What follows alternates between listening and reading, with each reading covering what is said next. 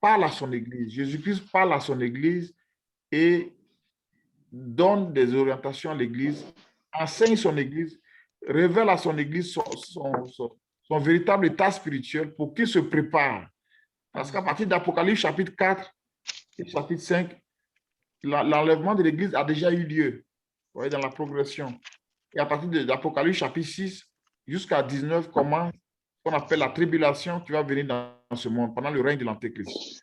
Donc, surtout dans les chapitres 2 et 3 d'Apocalypse, le Seigneur a adressé sept lettres à des églises, à 7 églises qui existaient donc à ce moment-là, qui sont dans la région ouest de la Syrie actuelle, voilà, comme notre frère Timothée nous présente la carte. Vous voyez les sept villes qui sont là. On a commencé par Éphèse qui est ici, Éphésus. Après Éphèse, on a vu Smyrne. Après Smyrne, on a vu Pergame. Après Pergame, on a vu Thyatire. Après Thyatire, on a vu Sardes. On a vu Philadelphie le vendredi. Et aujourd'hui, nous terminons avec la dernière ville, la dernière église, l'église de Laodicée. Amen. Amen. L'objectif, c'est que, comme on l'a dit depuis le début, chacun d'entre nous représente une de ces 7 églises. Le chiffre 7, c'est le chiffre de la perfection. Donc, Christ veut une église parfaite. Il veut venir enlever une église parfaite. Comme Paul dit dans Éphésiens 6, Éphésiens 5, pardon, il dit que c'est une église sans tache, ni ride, ni rien de semblable que Christ vient chercher. Donc, il prépare comme un homme qui veut épouser une fiancée, qui prépare la fiancée pour qu'elle soit prête le jour du mariage. Puisqu'il aura, après l'enlèvement, il y aura ce qu'on appelle les noces de l'agneau dans le ciel, l'union de Christ avec son église. Donc, il va préparer son église, donner des instructions fermes, ce qu'il doit faire pour qu'elle soit prête, ce qu'elle doit faire pour être prête pour l'enlèvement. Donc, chacun d'entre nous, chacun fait partie d'une de ces 7 églises, obligatoirement, puisque Jésus nous connaît. Donc, il sait exactement de quelle église nous sommes. Donc, je ne sais pas si d'autres ont déjà reçu, ont déjà interrogé le Seigneur et ont reçu de quelle église ils sont. C'est indispensable de savoir, Seigneur, quelle église je suis. Il va te dire, tu es de telle église. Quand il va te dire l'église que tu es, alors ce qu'il approuve dans la vie de l'église, c'est exactement, tu vas voir que c'est exactement ce qui est dans ta vie. Ce qu'il reproche à cette église, tu vas voir exactement c'est ce qu'il te reproche. Et donc, si tu corriges, parce qu'il donne une exhortation, si tu corriges, tu suis les conseils qu'il te donne et que tu corriges ce qu'il te reproche, tu seras une église parfaite, prête à t'enlever. Amen. Amen. Donc, si on ne prend pas au sérieux ce que le Seigneur nous enseigne et que l'enlèvement a lieu et qu'on n'est pas enlevé, ça sera de notre fait nous-mêmes. Parce qu'il aura eu le temps de nous préparer. Amen. Donc, chacun, ta prière, Seigneur, quelle église je suis parmi les 7 églises-là? Quelle église? Montre-moi de quelle église je suis. Quand il va te dire, tu vas examiner ta vie, tu vas voir exactement qu'est-ce qu'il approuve chez toi, qu'est-ce qu'il désapprouve et quels conseils tu peux faire. Quelles sont les promesses qui sont attachées à ta vie. Quand tu vas triompher, voilà les promesses qu'il te fait. Amen. Amen. Aujourd'hui, nous allons terminer avec la dernière église, qui est l'église de la Odyssée. Donc, notre test aujourd'hui, c'est Apocalypse chapitre 3, versets 14 à 22. Apocalypse 3, 14 à 22, comme notre frère Timothée nous a affiché. Papa Vicky va nous aider. Apocalypse 3, 14 à 22. Écrit à l'ange de l'église de Laodicée. Voici ce que dit l'Amen, le témoin fidèle et véritable, le commencement de la création de Dieu. Je connais tes œuvres. Je sais que tu n'es ni froid ni bouillant. Puisses-tu être froid ou bouillant? Ainsi, parce que tu es tiède et que tu n'es ni froid ni bouillant, je te vomirai de ma bouche. Parce que tu dis, je suis riche, je me suis enrichi et je n'ai besoin de rien. Et parce que tu ne sais pas que tu es malheureux, misérable, pauvre, aveugle et nu, je te conseille d'acheter de moi de l'or éprouvé par le feu, afin que tu deviennes riche et des vêtements blancs, afin que tu sois vêtu et que la honte de ta nudité ne paraisse pas, et un collier pour oindre tes yeux, afin que tu vois. Moi, je reprends et je châtie tous ceux que j'aime. Aie donc du zèle et répands-toi. Voici, je me tiens à la porte et je frappe. Si quelqu'un entend ma voix et ouvre la porte, j'entrerai chez lui, je souperai avec lui et lui avec moi. Celui qui vaincra, je le ferai asseoir avec moi sur mon trône, comme moi j'ai vaincu et me suis assis avec mon Père sur son trône. Que celui qui a des oreilles entende ce que l'Esprit dit aux églises. Parole du Seigneur. Amen. Amen. Amen. Merci, Vicky. Alléluia. Amen. Donc, comme on l'a vu pour les autres églises, on va voir que la lettre à l'église de Laodicée va se présenter aussi sous le même modèle de lettre. Toujours, d'abord, à qui c'est adressé, n'est-ce pas, le destinataire? C'est à l'ange de l'église de Laodicée, ça veut dire au pasteur, d'accord? À celui que Dieu a établi comme responsable de cette communauté. Donc, les croyants qui sont dans cette ville de Laodicée. Ensuite, deuxième chose, c'est que le Seigneur va se présenter, n'est-ce pas? À chaque église, le Seigneur Jésus se présente sous des noms différents, sous des titres différents. Ici, il se présente comme quoi? Comme celui qui est l'Amen. Amen. Ensuite, le témoin fidèle et véritable. Et enfin, le commencement de la création de Dieu. Voici les trois titres. Donc, l'Amen, le témoin fidèle et véritable, le commencement de la création de Dieu. Ça, ce sont ces titres. Ensuite, il va dire s'il approuve des choses dans cette église. Il commence toujours par encourager. Vous savez, le Seigneur, dans son amour, il commence toujours à encourager s'il y a des choses à encourager avant de faire des reproches. On va voir qu'ici, il n'aura pas d'approbation, il n'aura pas d'appréciation.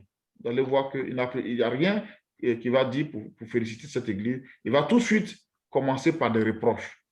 Donc, à partir du verset 15, et verset 16 et verset 17, il va faire des reproches à cette église de Laodicée.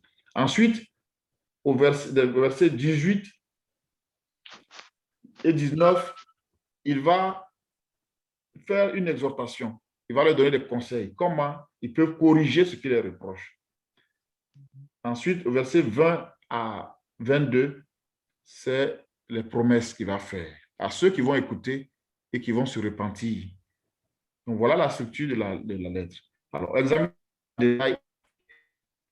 le titre, il dit qu'il est l'Amen. Alors, souvent on dit à la fin de nos prières Amen. Ou bien quand quelqu'un parle qu'on est d'accord, on dit Amen. N'est-ce pas? Mais qu'est-ce que ça signifie en fait?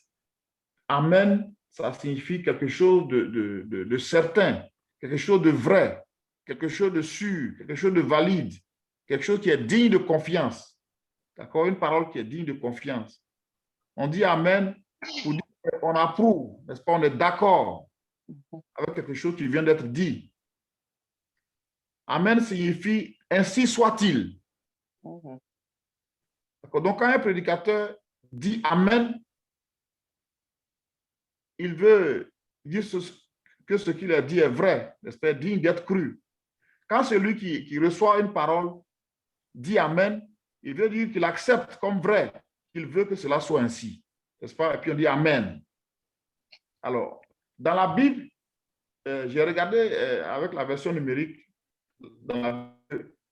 Amen a été utilisé 28 fois dans le Nouveau Testament et 28 fois dans l'Ancien Testament. C'est extraordinaire.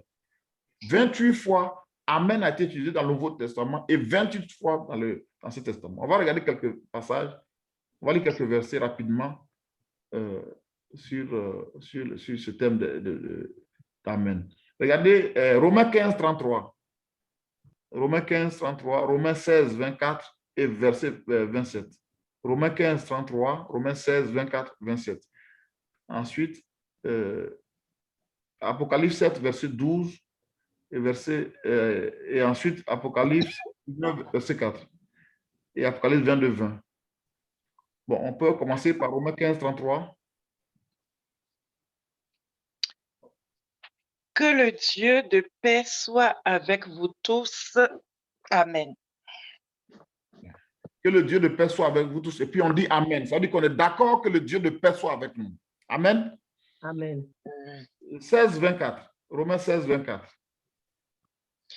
Que la grâce de notre Seigneur Jésus-Christ soit avec vous tous. Amen. Amen. Amen. La grâce de notre Seigneur Jésus soit avec nous tous. Amen. Verset 27. Toujours Romain. Toujours Romains 16. OK. Verset 27. À Dieu, seul sage, soit la gloire au siècle des siècles, par Jésus-Christ. Amen. Amen. On va lire dans notre livre d'Apocalypse aussi, on va lire quelques versets. Apocalypse 7, verset 12. Apocalypse combien? 7, verset 12. 7, OK. En disant Amen, la louange, la gloire, la sagesse, l'action de grâce, l'honneur, la puissance et la force, soit à notre Dieu au siècle des siècles. Amen. Amen.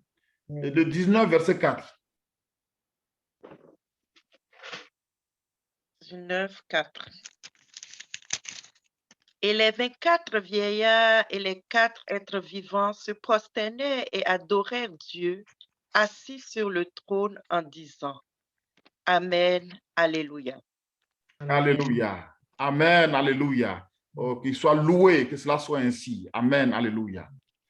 Enfin, on va regarder le dernier Amen. Chapitre 22, verset 20. Toujours Apocalypse. Toujours Apocalypse. Apocalypse 22, 20.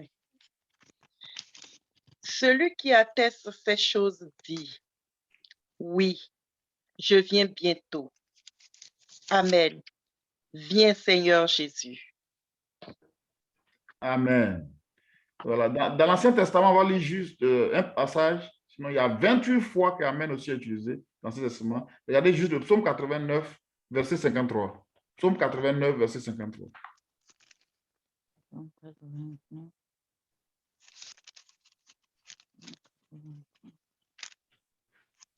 Béni soit à jamais l'Éternel.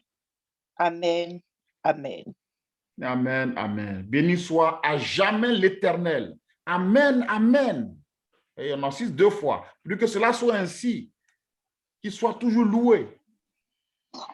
Alors, maintenant, on nous dit que Jésus est l'Amen. On a vu ce que Amen veut dire, mais on nous dit maintenant que Jésus dit, je suis l'Amen.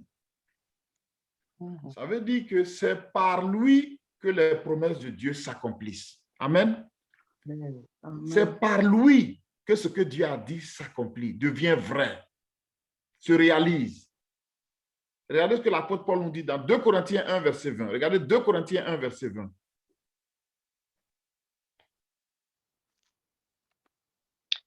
Car pour ce qui concerne toutes les promesses de Dieu, c'est en lui qu'est le oui. C'est pourquoi encore l'Amen par lui est prononcé par nous à la gloire de Dieu. Amen. En ce qui concerne les promesses de Dieu, c'est en lui, en Christ, qu'est le oui. C'est pourquoi l'Amen est prononcé par nous à la gloire de Dieu. Oui. Toutes les promesses de Dieu s'accomplissent en Jésus. Oui. Tout ce que Dieu a dit là, regardez l'Ancien Testament, tout ce qui a été dit là, ça s'accomplit en Christ. C'est pourquoi Jésus a dit, je suis venu pour accomplir ce que la loi a dit, ce que les prophètes ont dit. Donc, il est l'Amen, il est celui qui accomplit la promesse de Dieu, la parole de Dieu. Celui en qui la parole de Dieu devient vraie. Celui qui est capable aussi d'accomplir ce qu'il dit. Donc voilà, Jésus est l'Amen. Jésus est l'accomplissement de la parole de Dieu. Jésus est celui qui rend réel, qui rend vrai, qui fait réaliser ce que Dieu a dit, notamment notre rédemption. Notre rédemption. C'est par lui que nous sommes sauvés. Amen. Amen. Donc, il est l'Amen de Dieu. Il est l'Amen. Il est le oui de Dieu. Il est l'accomplissement. Donc, Tu ne peux pas avoir une promesse de Dieu à s'accomplir dans ta vie si tu n'as pas Jésus. Amen. Puisque c'est lui, par lui que tu vas obtenir cet accomplissement-là. Ensuite, il dit qu'il est le témoin fidèle et véritable. Le témoin fidèle et véritable. Alors, ce terme témoin fidèle et véritable, à l'origine, en fait, ça vient de l'Ancien Testament. On va juste lire un verset pour confirmer ce que je vous dis. Et ensuite, on va voir que ça a été repris dans Apocalypse 1, verset 5. Mais regardons déjà Psaume 89, 38. Psaume 89, 38, et après, on va lire Apocalypse 1, verset 5. Sur Jésus, le témoin fidèle et véritable. Psaume 89, verset 38. Et pourtant, tu as rejeté, tu as repoussé, tu t'es irrité contre ton oint. Est-ce que c'est vraiment ça? Non. Parce que parfois nos versets ne concordent pas. Ok, un instant. Un instant. On dit celui qui est dans le ciel. Un instant. Un instant. Il y a certaines versions où il y a un léger décalage entre les versets. Psaume 80. C'est celui qui est le témoin dans le ciel est fidèle. Voilà, le 30. 37. Pour moi, c'est 37. OK. D'accord. Comme la lune, il aura une éternelle durée. Le témoin qui est dans le ciel est fidèle. Amen. Amen. Le témoin qui est dans le ciel est fidèle. Le témoin fidèle, c'est la première fois que ça a été utilisé dans ce testament. On parle ici de Dieu lui-même, n'est-ce pas? Celui qui est dans le ciel, celui qui est le témoin qui est dans le ciel, il est fidèle, n'est-ce pas? Et mais dans le Nouveau Testament, on va voir que ce titre qui est attribué à Dieu lui-même dans l'Ancien Testament est attribué à Christ. Regardez Apocalypse 1, verset 5.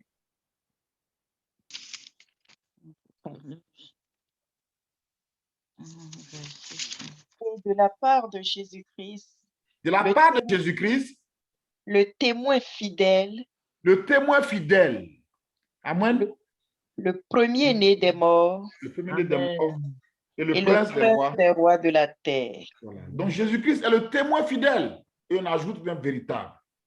Donc ça veut dire que ce qu'il dit est vrai. Ce qu'il dit est digne de confiance. N'est-ce pas? Jésus est la vérité. Il dit, je suis le chemin, la vérité, la vie. Il ne peut mentir. Son témoignage est vrai. Vous voyez, bien aimé. Donc Jésus-Christ est le témoin fidèle et véritable, celui dont le témoignage est vrai. Regardez ce qu'il disait aux Juifs dans Jean chapitre 8, verset 14 à 18. Jean 8, 14 à 18.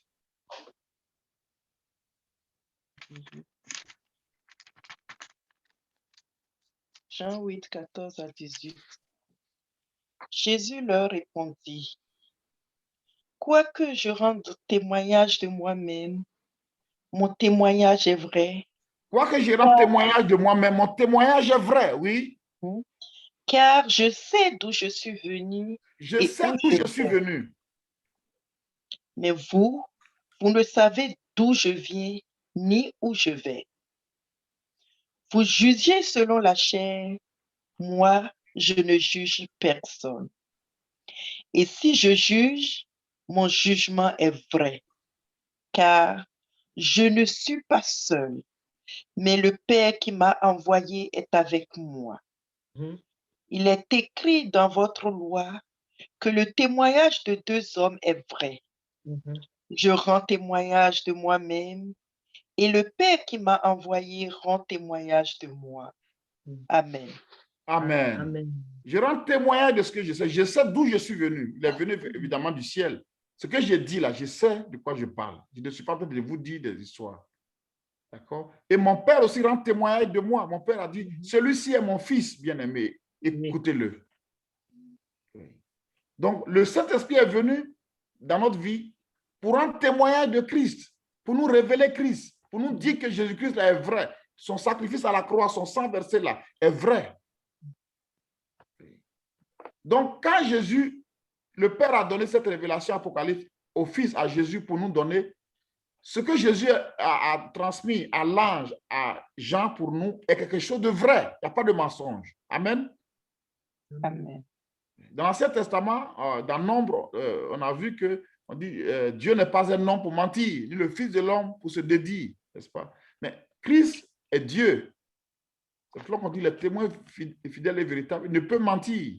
Il est dans la vérité, il est la vérité. Donc nous devons écouter ce qu'il nous dit ici, ce qu'il nous dit dans cette lettre-là. Enfin, il a dit qu'il est le commencement de la création de Dieu. Amen. Le troisième titre, c'est cela. Il est le commencement de la création de Dieu. Ça ne veut pas dire qu'il est le premier être créé ou bien la première créature de Dieu. Non. Ça veut dire simplement qu'il est à l'origine, il est la source de tout ce que Dieu a créé. Amen. C'est par lui que tout a été créé. Regardons, on va lire quelques versets. Jean 1, verset 3, vous connaissez ce passage. Il dit, toutes choses ont été faites par elle, toutes choses ont été créées par elle, et rien de ce qui a été créé n'a été créé sans elle, n'est-ce pas? Donc, Jésus est la parole vivante. La parole avec grand P, ça veut dire une personne divine, n'est-ce pas? Par qui Dieu a tout créé. Toutes choses ont été créées par lui. C'est par Jésus que tout est venu à l'existence. Et Colossiens 1, verset 16, comme vous pouvez noter, qui dit aussi la même chose. Il dit, tout a été créé par lui et pour lui. Tout a été créé par Christ et pour Christ. Toi-même, tu as été créé par Christ. Tu lui appartiens.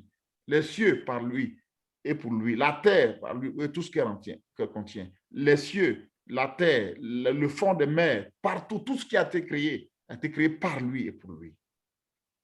C'est pourquoi dans Colossiens, on l'appelle le premier-né de la création. Amen. Le premier-né de la création. Ça veut dire que celui qui est la source de la création. Oui. Et tout a été créé par lui. C'est ce que Hébreu 1 nous dit, d'ailleurs, Hébreu 1, verset 2 nous dit la même chose. Tout a été créé par lui. Il dit c'est par Christ que Dieu a créé toutes choses. Alléluia.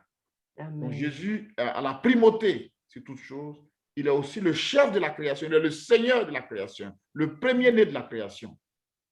Il a la supériorité sur la création. Il domine sur la création. Vous voyez la position de Christ? Aussi bien les anges, les hommes, tout ce qui a été créé là, c'est par Christ. Ouais, c'est pourquoi dans l'Ancien Testament, il y a un passage qui est très, très édifiant, qui est dans Proverbe 8, qu'on va lire tout à l'heure, qui nous présente Jésus-Christ comme la sagesse divine par laquelle Dieu a créé toutes choses. Amen.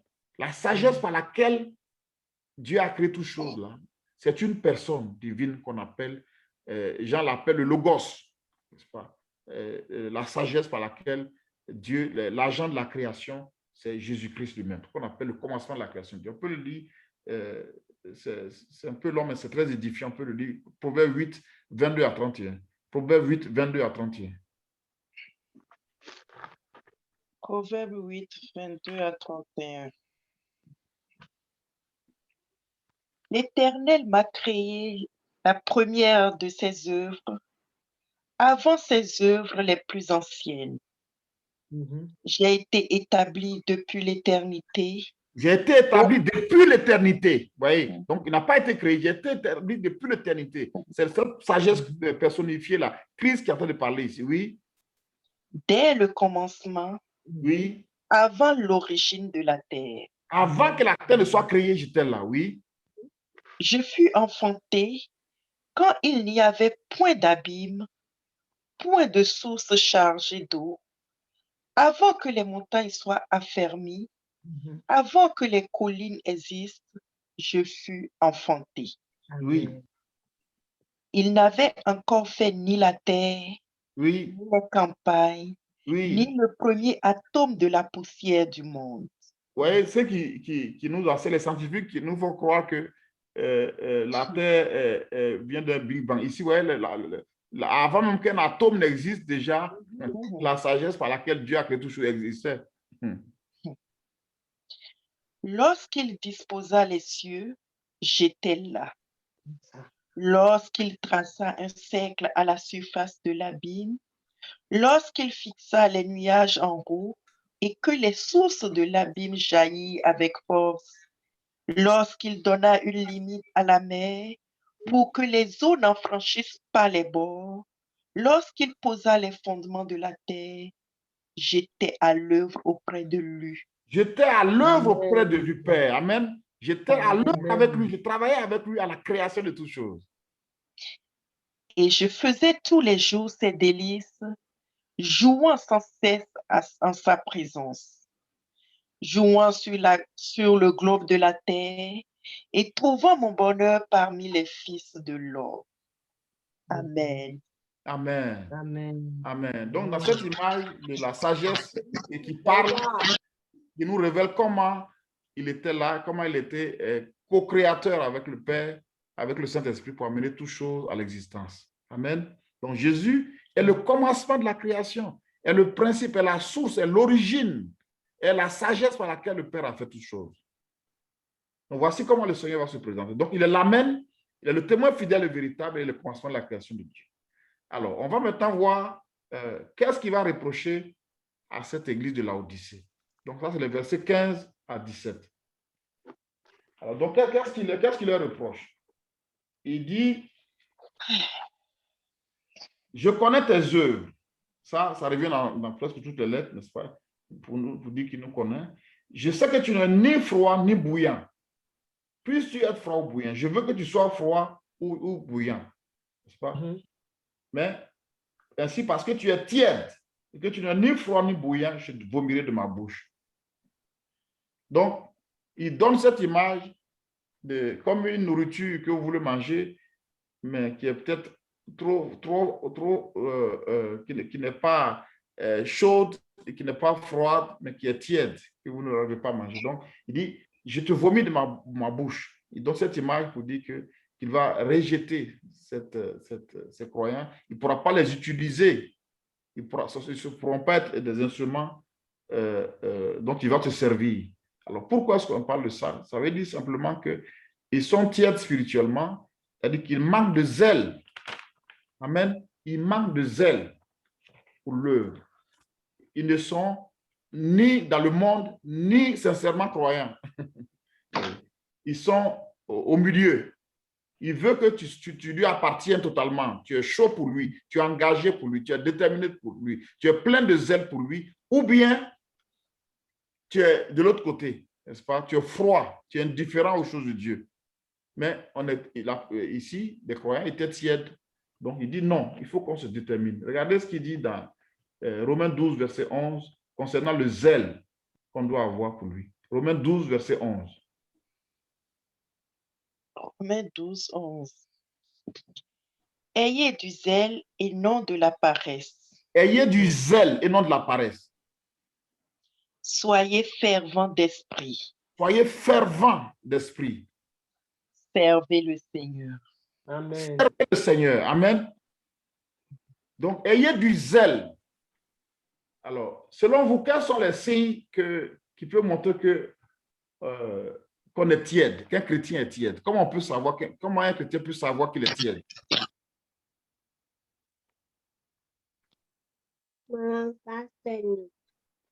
Oui?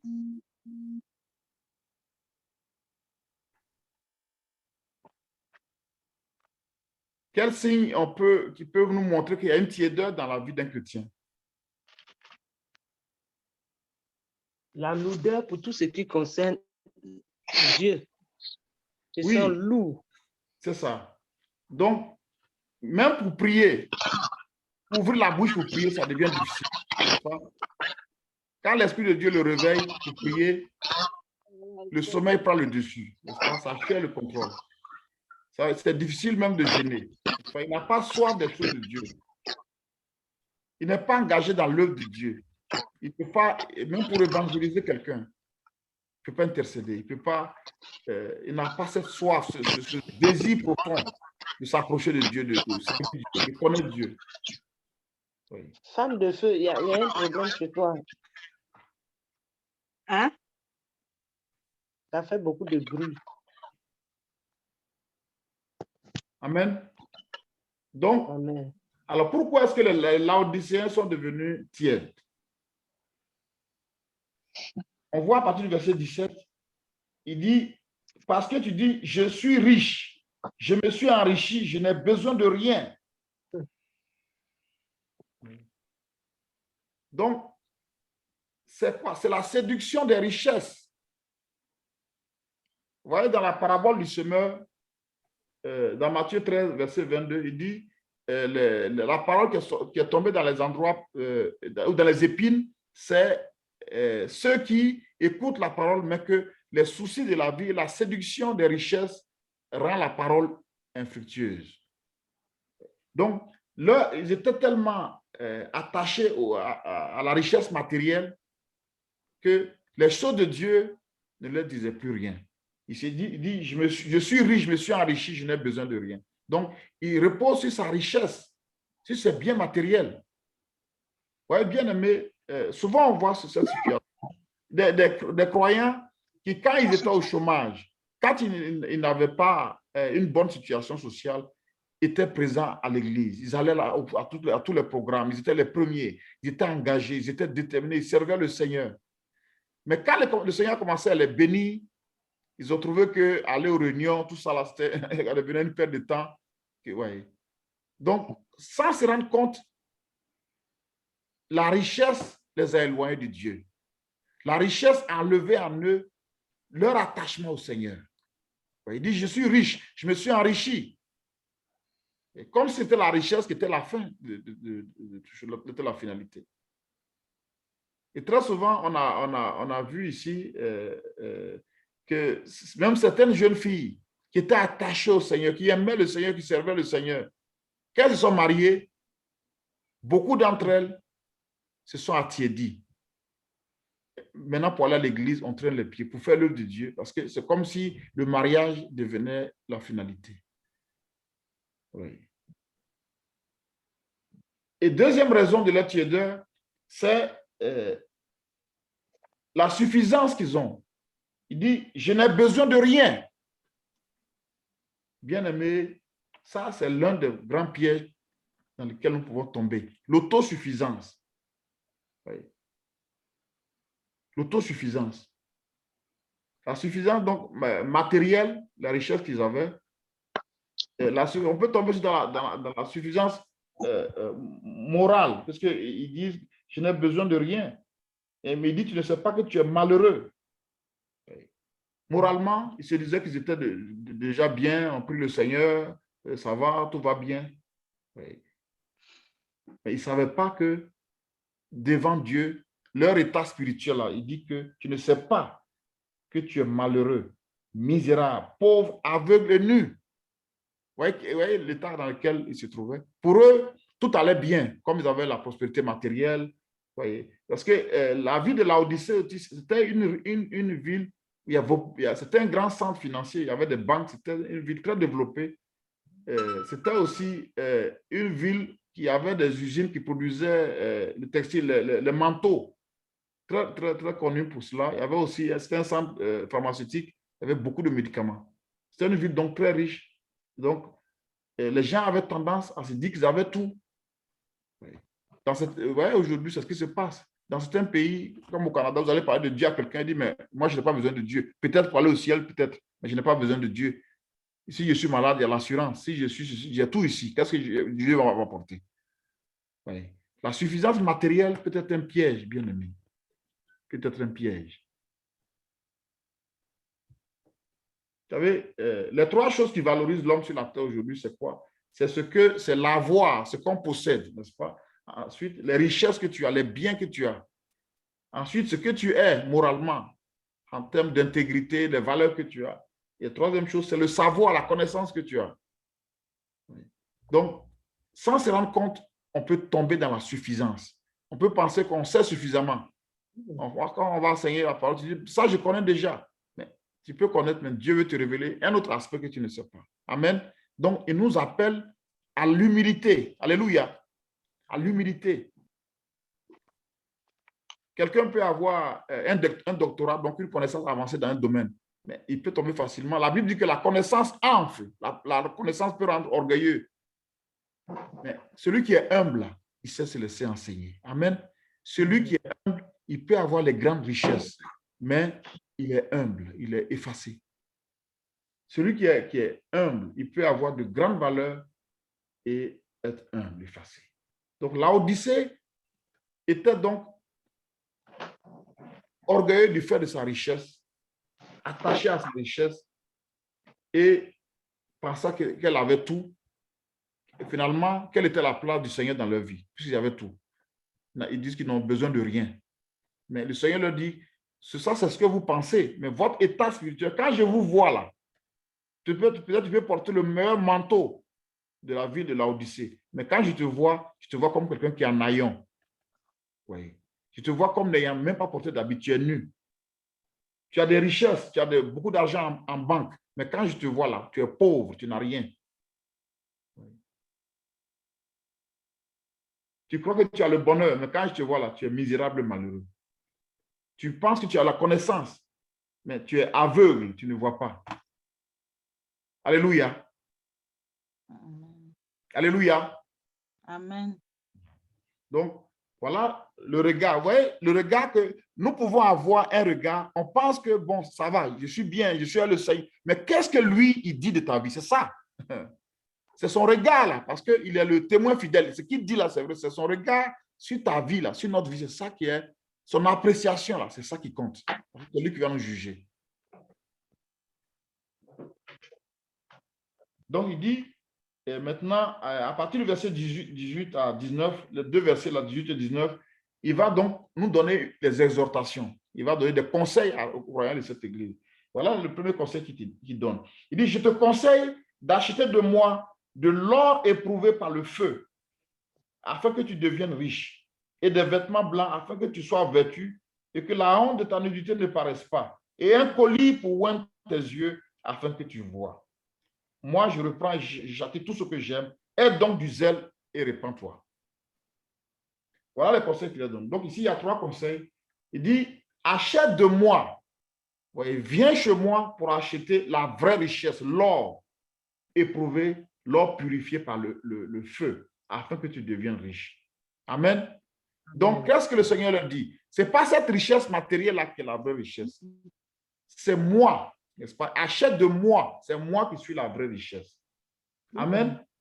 Amen. Amen. Amen. C'est moi, Christ, qui suis la vraie richesse. Si tu me possèdes, tu as tout. Amen. Regardez rapidement, on va lire quelques passages pour confirmer cela. On va lire 4 passages. Bon, le premier, c'est Ésaïe 55, 1 à 3. Ésaïe 55, 1 à 3. Ensuite, Colossiens 2, versets 2 à 3. Matthieu 13, 44 à 46. Et Philippiens 3, 7 à 9. Ésaïe 55, 1, 3. Colossiens 2, 2 à 3. Matthieu 13, 44, 46. Et Philippiens 3, 7 à 9.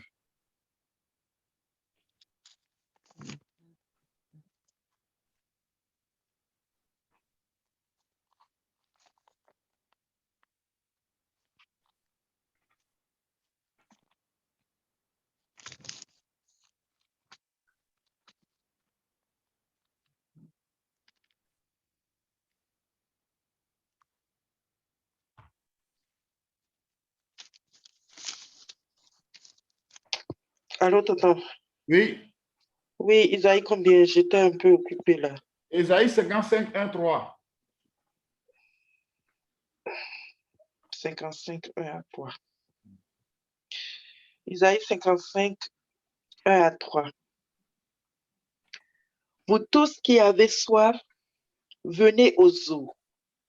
Même celui qui n'a pas d'argent, venez acheter et manger. Venez acheter du vin et du lait sans argent, sans rien payer. Pourquoi pesez-vous de l'argent pour ce qui ne nourrit pas? Pourquoi travaillez-vous pour ce qui ne rassasie pas? Écoutez-moi donc, et vous mangerez ce qui est bon, et votre âme se délectera de mes succulents. Amen. Prêtez l'oreille et venez à moi. Écoutez et votre âme vivra. Je Amen. traiterai avec vous une alliance éternelle. Merci. Ah, ok. Amen. Donc ici, il dit, venez acheter sans rien payer gratuitement. Venez. Du lait, du pain, tout ce que vous avez besoin, des mets succulents. Votre âme se délectera de mets succulents. Donc Christ, c'est ce qu'il dit dans l'évangile de Jean, il dit la même chose. Je suis le pain de vie, n'est-ce pas? Venez, c'est moi qui peux vous rassasier, qui peut rassasier l'âme. Donc il leur dit que c'est moi que vous avez besoin, c'est la vraie richesse que vous pouvez posséder. Colossiens 2, 2 à 3. D'autres personnes peuvent prendre aussi le passage pour qu'on puisse aller un peu plus vite. Colossiens 2. 2 à 3. Et ensuite, quelqu'un peut prendre Matthieu 13, 44, 46. Et une dernière personne, Philippiens 3, 7 à 9. Donc, Colossiens 2, 2 à 3. Afin qu'ils aient le cœur rempli de consolation, qu'ils soient unis dans la charité et enrichis d'une pleine intelligence pour connaître le mystère de Dieu, savoir Christ, mystère dans lequel sont cachés tous les trésors de la sagesse et de la science. Amen. Afin qu'il dit qu'il prie pour qu'ils aient la connaissance, l'esprit ouvert, pour comprendre le mystère de Dieu, savoir Christ. Et dans ce mystère-là se trouve, il dit tous les trésors, n'est-ce pas, de la science et de la connaissance. Donc en Christ, tous les trésors se trouvent, toutes les richesses se trouvent. Tout ce que tu veux savoir, tout ce que tu veux découvrir, là, se trouve en Christ. Amen. Amen. Matthieu 13, 44, 46.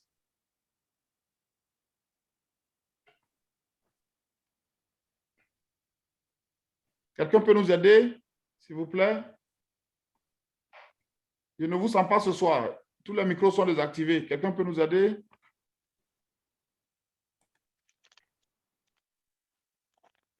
Matthieu 13, 44, 46. 44 à 46.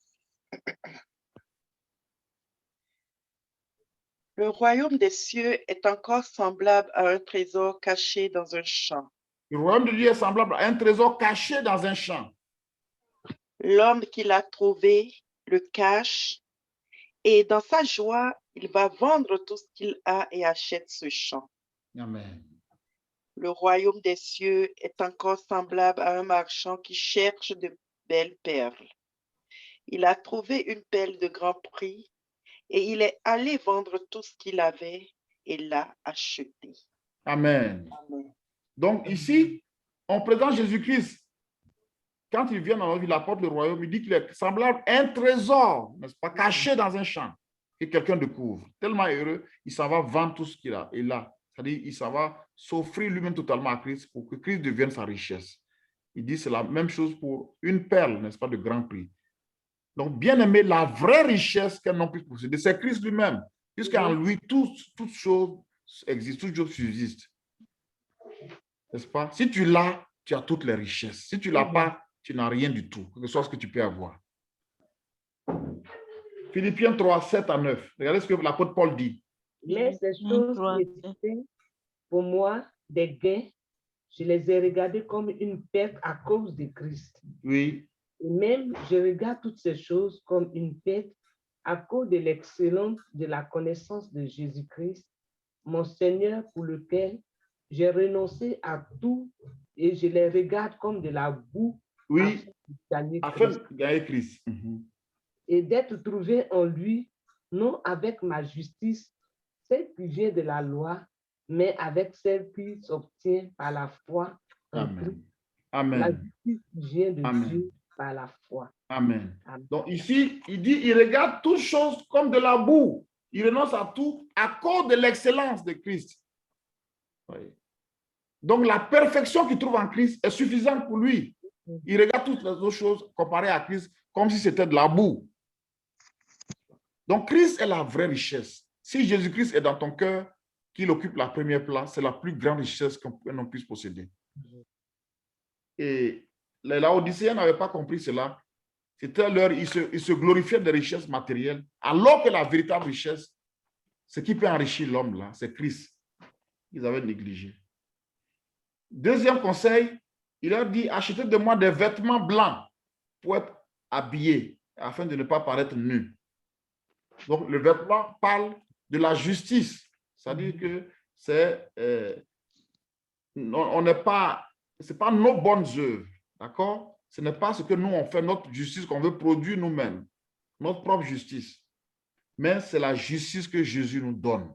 Ça veut dire que quand on l'accepte là, lui, il est parfait, n'est-ce pas? Il est revêtu de justice. Il nous impute sa justice. Il nous rend juste à ses yeux. C'est comme il enlève nos péchés, il enlève notre haillon, nos habits sales, et il nous donne sa justice. Donc ici, les Laodicéens étaient fiers de pour eux, ils étaient bien. Vous savez, quand les gens sont riches, ils pensent que leurs bonnes œuvres peuvent leur assurer le salut. N'est-ce pas? Ils pensent qu'en construisant des églises, en faisant des hôpitaux, en donnant de l'argent aux pauvres, en donnant de l'argent aux orphelins, en faisant les bonnes œuvres, ça peut garantir leur salut. Ça peut, pour eux, aux yeux de Dieu, ils sont bien. Voilà, je nourris des pauvres, je fais ceci, je suis bien. Ça, c'est la propre justice. Amen.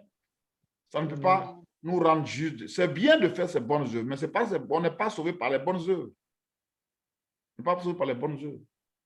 Vous voyez, dans l'évangile de Luc, il y avait un pharisien, vous connaissez l'histoire de ce pharisien-là, qui venait, dans Luc chapitre 18, à partir du verset 10, ce pharisien qui venait prier et qui disait à Dieu, je te remercie de ce que je ne suis pas comme ce publicain-là, n'est-ce pas, qui est un escroc, qui fait ceci, qui fait cela. Moi, je jeûne 3 fois par jour, je donne mes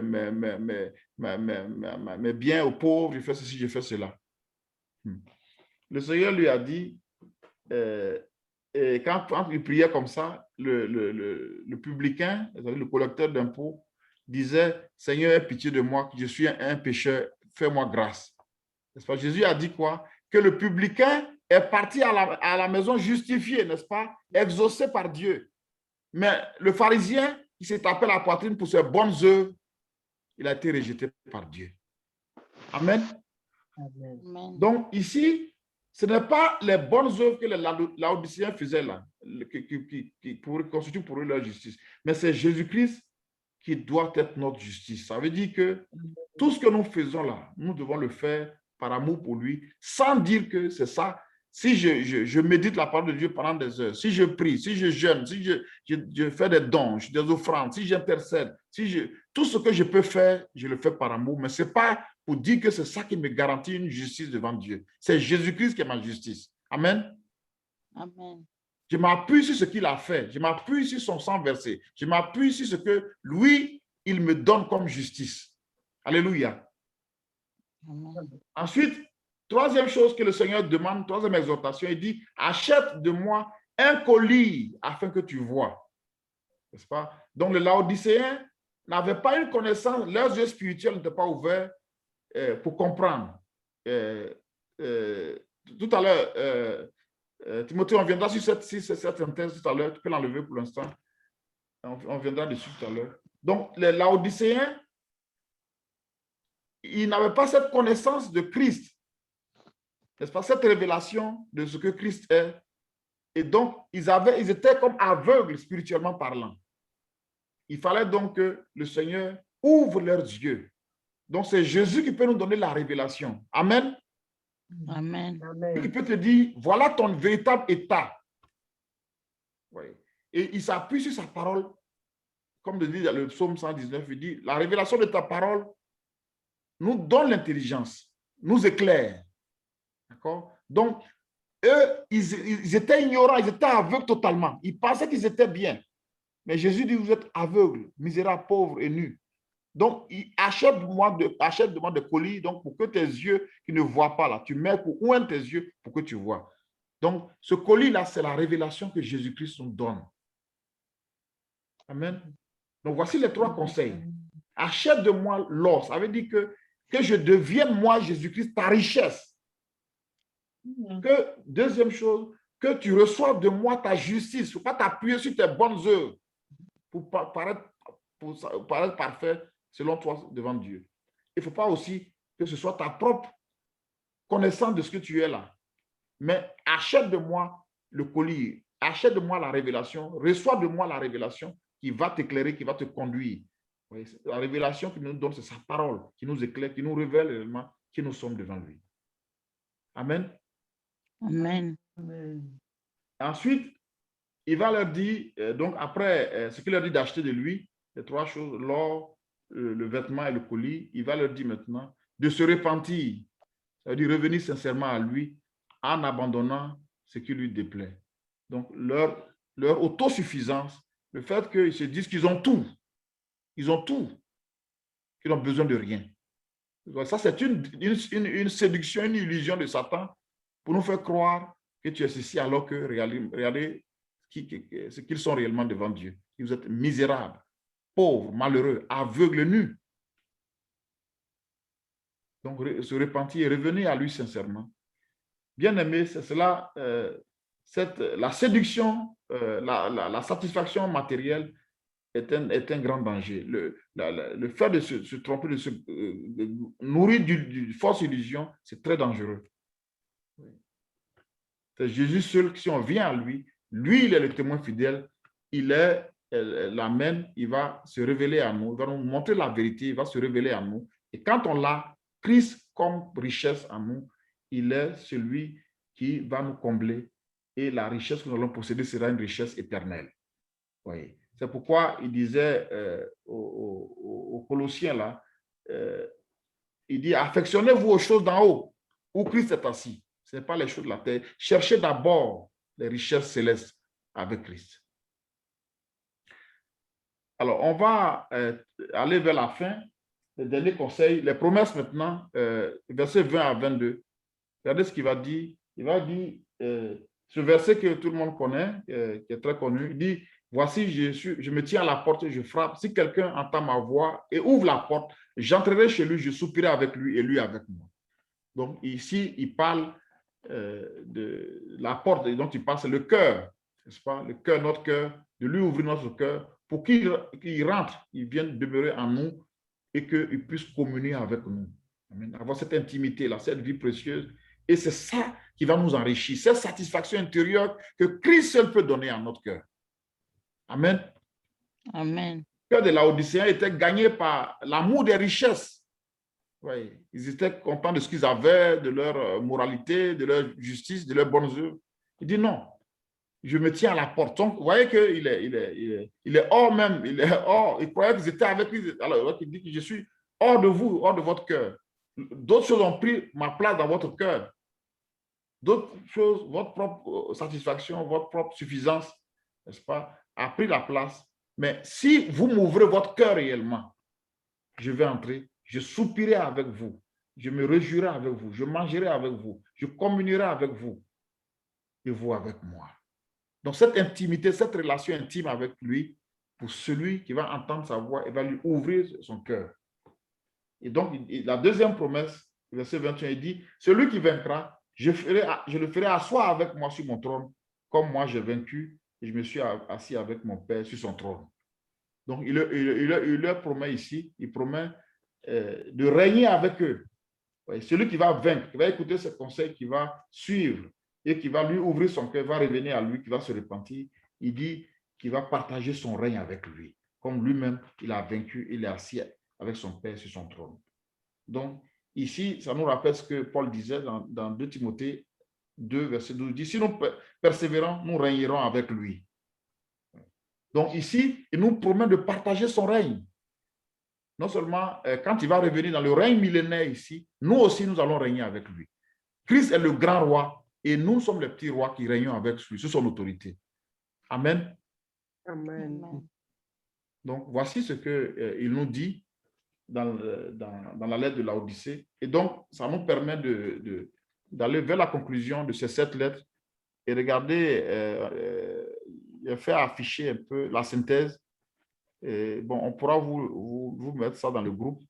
Vous pourrez même l'imprimer après et puis coller ça dans votre chambre. Ça va vous aider à avoir un aperçu simple et complet de chacune de cette église. Vous voyez, donc synthèse de 7 lettres, Apocalypse, donc si vous regardez devant l'écran, Apocalypse 2 et 3. Première église, église d'Éphèse. On vous donne la référence. On vous dit comment Jésus se présente. D'accord? Dans Éphèse, il est celui qui tient les 7 étoiles dans sa main droite, n'est-ce pas, et qui Mhm. marche au milieu des 7 chandeliers d'or. Ça, c'est comment il se présente. Qu'est-ce qu'il apprécie? Qu'est-ce qu'il approuve dans cette église? Il dit son travail, sa persévérance, Mhm. le fait qu'il ne supporte pas les méchants, qu'il a éprouvé les faux apôtres, qu'il hait les œuvres des Nicolaïtes. On a vu tout cela quand on étudiait l'église d'Éphèse. Qu'est-ce qu'il leur reproche? Il dit, ils ont perdu leur premier amour. Il dit à l'église d'Éphèse, tu as perdu ton premier amour, le premier amour évidemment qui est Christ lui-même. Et il leur donne une exhortation. Il dit, se souvenir de sa position passée, ce qu'il était avant, se repentir et pratiquer ses premières œuvres. Et il fait une promesse, ils auront droit à manger l'arbre de vie qui est dans le paradis de Dieu. Donc ensuite, on a vu la deuxième église, l'église de Smyrne, l'église persécutée. Il dit, il se présente comme le premier et le dernier, celui qui était mort et qui est revenu à la vie. Et qu'est-ce qu'il approuve dans cette église? Il dit, il approuve le fait que cette église supporte la tribulation, supporte la persécution. Cette église a accepté de perdre tous leurs biens. On les a mis en prison, ils ont tout perdu, ils ont supporté la pauvreté. Et même les calomnies des soi-disant juifs. Reproche, il n'a fait aucun reproche à cette église de Smyrne. Quelle était l'exhortation? Il leur a dit de ne pas craindre la souffrance et la tribulation, mais de demeurer fidèle jusqu'à la mort. Amen. Amen. Et quelle promesse il a faite? Il dit, celui qui sera vainqueur obtiendra la couronne de vie et n'aura pas à subir la seconde mort, c'est-à-dire la condamnation éternelle. Ensuite, l'église de Pergame, la troisième église. Jésus se présente comme celui qui a l'épée aiguë à 2 tranchants. Qu'est-ce qu'il approuve? Il dit, cette église retient son nom et n'a pas renié sa foi.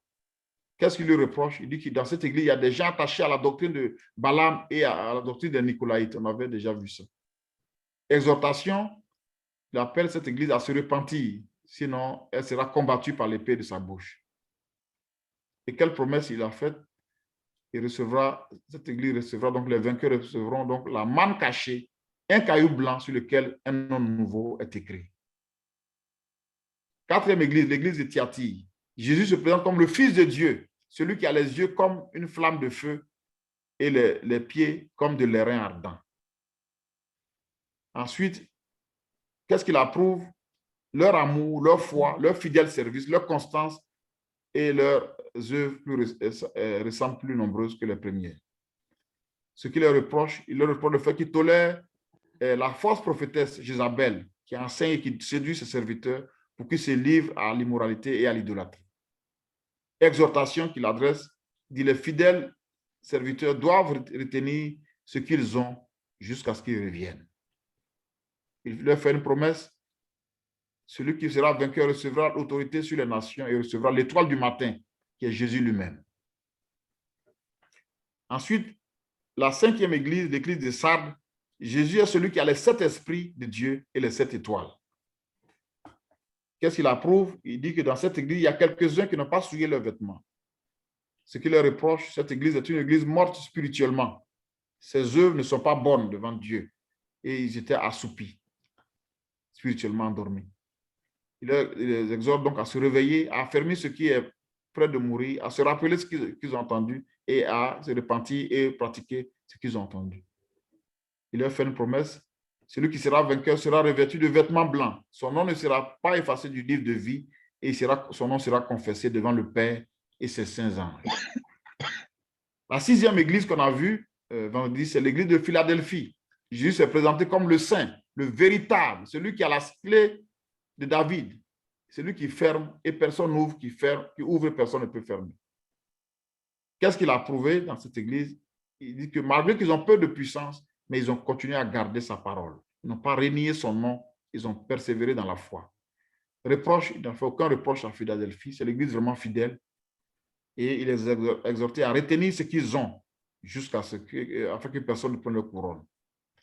Promesse, il fera de vainqueur une colonne dans le temple de Dieu. Il n'en sortira plus. Son nom sera écrit sur eux, il sera écrit sur eux le nom de Dieu, le nom de la ville de Dieu et le nom de son nom nouveau. Laodicée, la dernière église qu'on a vue aujourd'hui, Jésus s'est présenté comme l'Amen, le témoin fidèle et véritable, le commencement de la création de Dieu. Qu'est-ce qu'il a apprécié? Il n'y a pas eu d'appréciation dans cette église.